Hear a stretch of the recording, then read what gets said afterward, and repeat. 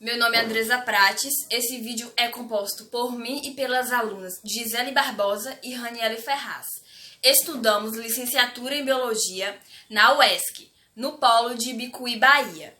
E vamos falar sobre a importância dos níveis de energia na construção da tabela periódica. E eu vou falar sobre o diagrama de Pauli. Mas antes vou explicar um pouquinho sobre a tabela periódica. Bom, a tabela periódica é a ferramenta mais preciosa que os químicos têm para organizar informações químicas. E a maioria dos elementos são metais. Os metais, eles são bons condutores de calor e bons condutores de eletricidade. E são brilhosos. Na parte superior da tabela temos os ametais. Os ametais, eles não são bons condutores de calor e não são bons condutores de eletricidade. E eles são opostos. Ou seja, eles não têm brilho metálico. Mas no cantinho da tabela temos os gases nobres. Os elementos químicos. Bom, aqui temos o símbolo Fe, que significa ferro. Mais em cima do símbolo, do lado, temos o número atômico. Mais em cima temos a distribuição eletrônica. Mais embaixo temos o ferro. E aqui temos a massa atômica. E o diagrama de Pauli. Bom, como se sabe, a tabela periódica organiza os elementos químicos a partir do número atômico em ordem crescente. O diagrama de Pauli, em conjunto com a tabela periódica, ajuda a fornecer informações sobre os átomos que formam esses elementos. E o diagrama de Pauli, também conhecido como diagrama de energia, é a representação da distribuição eletrônica através de subníveis de energia. E ela foi criada pelo químico Linus Pauling. E através desse esquema, o químico sugeriu algo além do que já havia com relação à distribuição de elétrons dos átomos de elementos químicos. Bom, aqui temos as camadas que são K, L, M, N, O, P, Q. E temos os subníveis que são S, P, D e F. E os níveis. E aqui temos o diagrama, que eu vou explicar para vocês como fazer esse diagrama, que é bem simples. Então, eu vou explicar como fazer o diagrama de Pauli. Primeiro, eu vou colocar as camadas eletrônicas, que são K, L, M, N, O, P e Q. E eu vou colocar os níveis. 1, 2, 3, 4, 5, 6, 7. Bom, a camada K ele suporta um subnível. E a camada L, 2 subníveis. A camada M, 3 subníveis. E assim por diante. Então, 2, 4, 5, 6, 7. E aí eu vou para a camada M.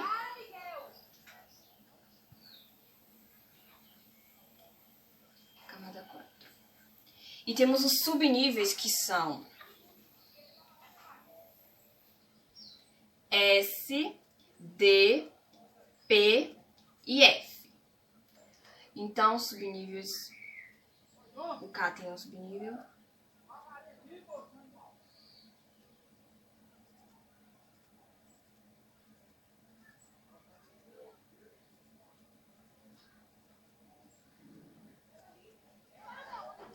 Bom, o subnível S só suporta 2 elétrons. E o subnível D, 6 elétrons. E o P, 10 elétrons. E o F, 14 elétrons. Então, agora eu vou colocar os elétrons. Cada um suporta.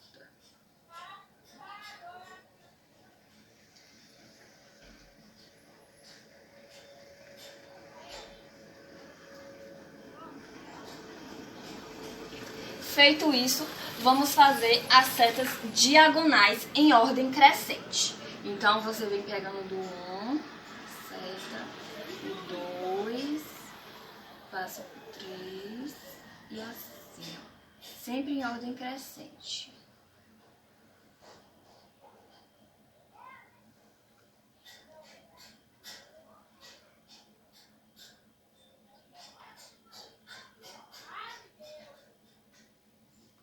Bom, aqui somos o nosso diagrama de Pauli. Repare que a soma dos elétrons dá o número máximo de camadas eletrônicas. A soma dos elétrons aqui vai ser 2, 8, 18, 32, 32, 18 e 8.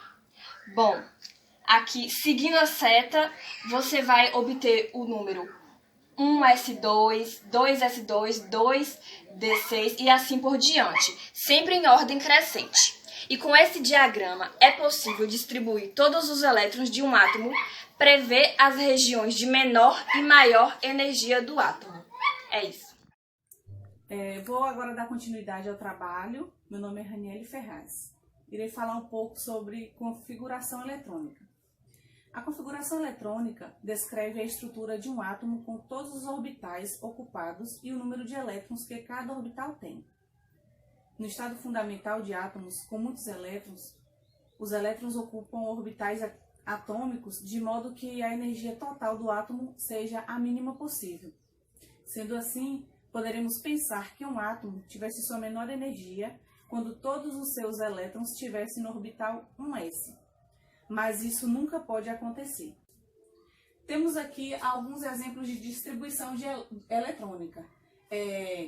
Distribui os elétrons dos átomos em ordem de camada. Como vocês podem ver aqui, na camada K, temos o elétron 2, L8, M1.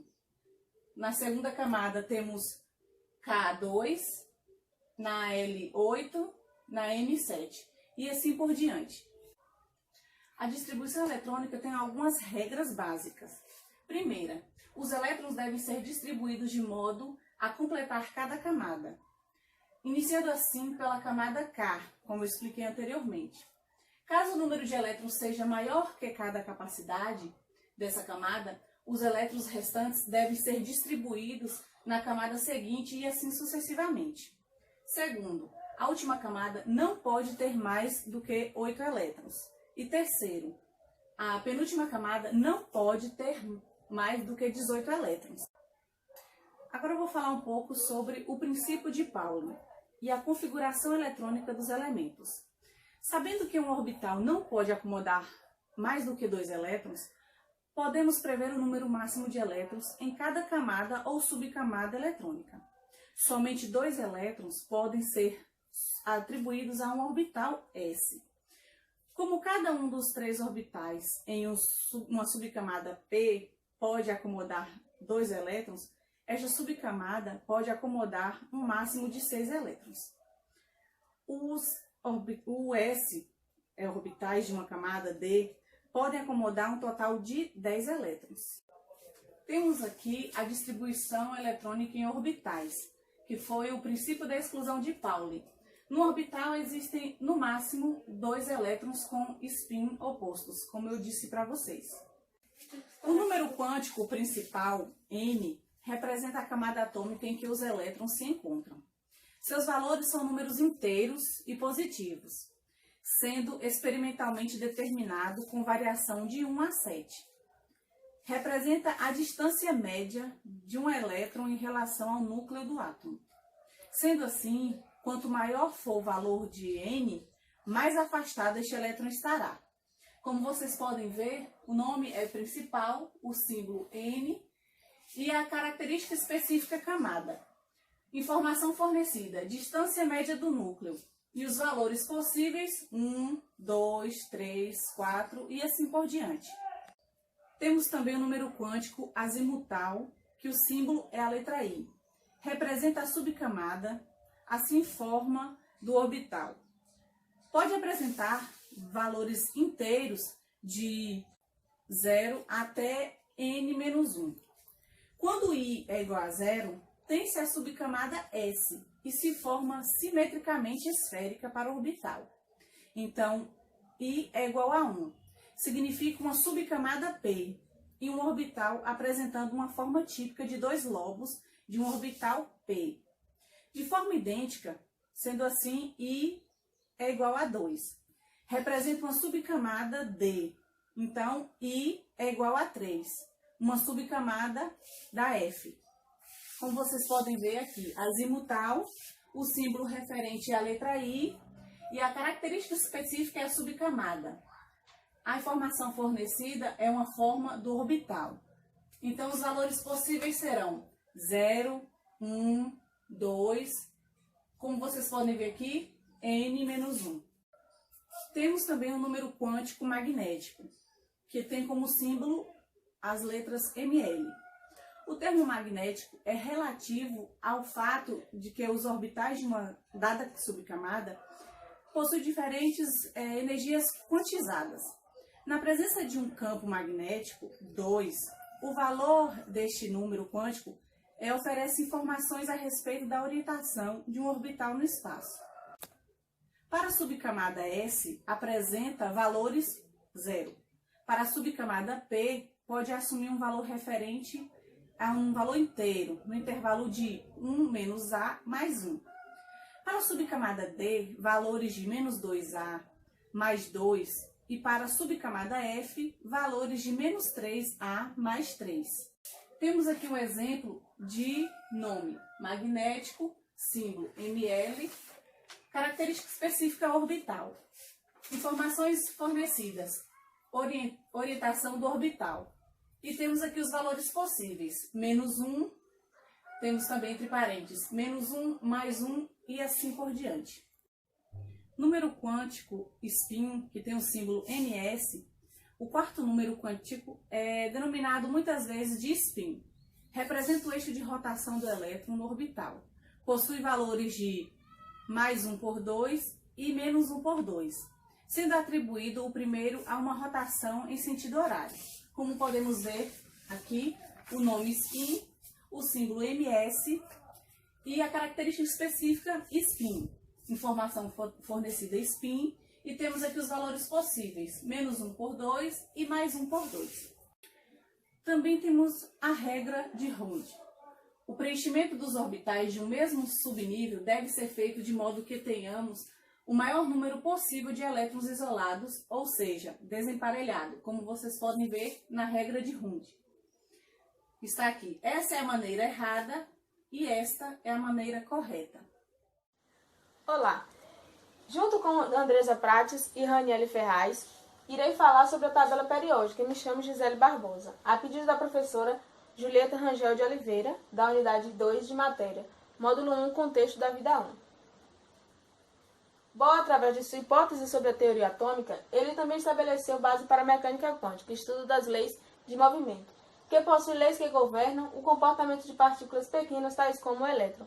Bohr, ele criou esse modelo de átomo, onde os elétrons ficavam orbitando ao redor do núcleo, sem se chocar com o núcleo. E em 1922, ele ganhou o Prêmio Nobel por seu modelo de átomo, e ele foi um dos primeiros a falar da mecânica quântica. O princípio básico é que apenas determinados níveis de energia são possíveis para os elétrons dentro dos átomos. Esses níveis de energia são numerados, sendo atribuídos ao mais baixo nível o número 1, ao seguinte 2 e assim até o número 7. Notamos também que esses níveis de energia nos dão a distância do elétron em relação ao núcleo do átomo. Quanto mais longe a camada for, mais energia ela vai ter.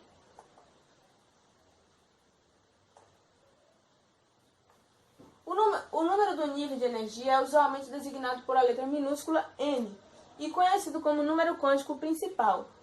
Aqui nós temos as representações das letras de cada número quântico. Número quântico principal, número quântico secundário ou azimutal, número quântico magnético e número quântico spin. De forma simplificada, o número quântico seria a principal posição dos elétrons no átomo. O número quântico principal, representado pela letra N minúscula, indica o nível de energia do elétron no átomo. Os níveis de energia são substituídos pelas letras maiúsculas K, L, M, N, O, P e Q. Dessa forma, os elétrons pertencentes ao nível mais baixo, número 1, são considerados pertencentes à camada K, como nós observamos aqui, né? Nível 1, camada K, máximo de elétrons 2. Nível 2, camada L, máximo de elétron 8, e assim sucessivamente. O número quântico secundário ou azimutal, representado pela letra L minúscula, indica a energia do elétron ao subnível e varia de 0 a 3. Esses subníveis são representados pelas letras minúsculas S, P, D e F. O S equivale a 0, o P 1, o D 2 e o F 3. E aqui nós temos a quantidade de elétrons de cada subnível. quântico magnético, representado por M ou ml minúsculo, indica a orientação nos espaços dos orbitais. O orbital central tem um número quântico magnético igual a 0. Os da direita são positivos e os da esquerda negativos. Como nós temos aqui, S, o subnível S, valor para ml, 0, aqui, né? Um orbital. O subnível P são 3 orbitais com os valores menos 1, 0 e mais 1. O subnível D são 5 orbitais, menos 2, menos 1, 0, mais 1 e mais 2. E o subnível F são 7 orbitais, que vai de menos 3 a mais 3. Resumindo o número quântico, aqui que nós acabamos de falar. O subnível S possui um orbital, com sua representação gráfica, o único valor é 0. Subnível P, 3 orbitais, sua representação gráfica, os valores menos 1, 0 ou mais 1. Subnível D possui 5 orbitais, sua representação elétrica, os valores são menos 2, menos 1, 0, mais 1 e mais 2. Subnível F possui 7 orbitais, representação gráfica, menos 3, menos 2, menos 1, 0, mais 1, mais 2, mais 3 são os valores para ml. O número quântico spin. O número quântico do spin significa giro em inglês, mostra o sentido da rotação dos elétrons. Como só é possível dois sentidos, horário e anti-horário, o spin ms especifica o giro do elétron, possui valores menos 2, menos 1 sobre 2 ou mais 1 sobre 2. Com o spin negativo, o valor vai ser menos 1 sobre 2. E spin positivo, mais 1 sobre 2. Resumindo aqui, né, o que nós já falamos. Essa é a representação do diagrama de Pauling, que já foi falado aqui no vídeo. As camadas de energia, os níveis, os subníveis aqui em cima, a quantidade de elétrons por cada subnível. O subnível, aqui, né, os valores, S0, P1, D2 e F3. O número quântico, aqui, S0, P de menos 1 a mais 1, D de menos 2 a mais 2, F de menos 3 a mais 3. E o spin aqui, né, com a sua distribuição dos elétrons. Na prática, a gente vai pegar primeiro a quantidade de elétrons e dividir ele sobre os spin, né, no diagrama de Pauling. O magnésio tem 12 elétrons, e aí a gente vai somar aqui, tá vendo, com esses números elevados, que vai dar 12. O 12, e aqui ele termina na terceira camada. Ele vai estar no a terceira camada aqui, ó, da tabela periódica, tá vendo? Magnésio. O N, nitrogênio, ele termina no segundo nível. Então, ele vai estar no segundo nível também. Aqui nós vamos procurar, e aqui, ó, a gente encontra no segundo nível. O flúor, ele também vai se encontrar no segundo nível, pois ele termina no segundo. Aqui está. E aí nós temos, né, o valor de S no número quântico secundário é 0, o valor aqui de P é 1, o valor de P também é 1. O número quântico magnético, nós temos 0, mais 1 e 0. E o número spin, menos 1 sobre 2, mais 1 sobre 2 e menos 1 sobre 2. Aqui nós temos a primeira relação da tabela periódica e a eletrosfera é a seguinte. O número N de níveis de energia preenchido com os elétrons no átomo, no estado fundamental, indica o período na tabela. O carbono nós já falamos, né? Vamos falar aqui do tungstênio, por exemplo. Ele vai terminar na sexta, ele vai ter 6 níveis de energia e vai se encontrar no sexto período, representado, né, pela letra W. Então, nós vamos encontrar no sexto nível de energia o tungstênio. Deixa eu ver aqui o titânio. Ele vai estar no quarto. 4 níveis de energia, quarto período. Titânio, quarto período. Então, todas as vezes que a gente conseguir ter dificuldade de encontrar um elemento na tabela periódica, é só fazer essa divisão.